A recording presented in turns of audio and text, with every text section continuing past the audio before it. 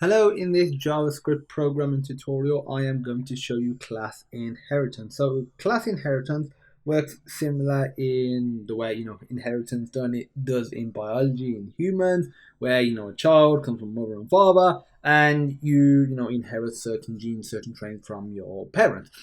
Unlike genetic inheritance, it's not kind of a free for all, and it's hard to predict exactly what you'll inherit. You know exactly what you're going to inherit in terms of classes. You specify this. Okay, so class inheritance, we have, let's say, this class right here, car, bike. What are these classes? What's a car and what's a bike? They're both vehicles. So let's create a vehicle class. The class vehicle, like so. And let's go a step further and move this constructor into here. We won't add a constructor into any of these, we'll just leave it like this. So we'll say okay, that is all cool. And let's create a function in here. Let's just call this vehicle func, and we'll just print something out like console.log. Okay, this function is from the vehicle class.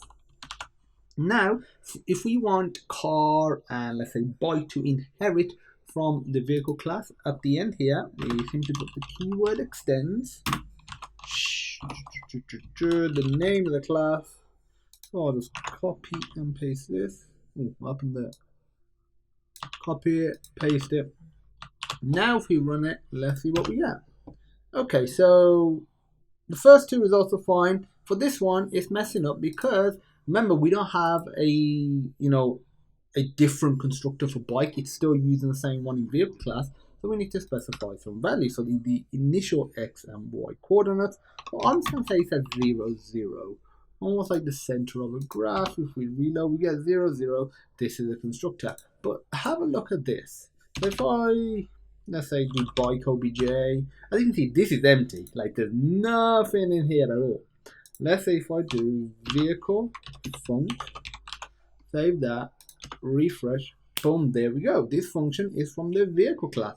And as an extra task, I want to do the same, but with the car object, and you'll see that we are able to access all of the variables, the methods, the properties of the parent class. And that's what it's called, parent and child classes. And as an extra task, what I want you to do is go even a step further, create another class that inherits from one of these classes, and that'll be like grandfather, parent, child inheritance.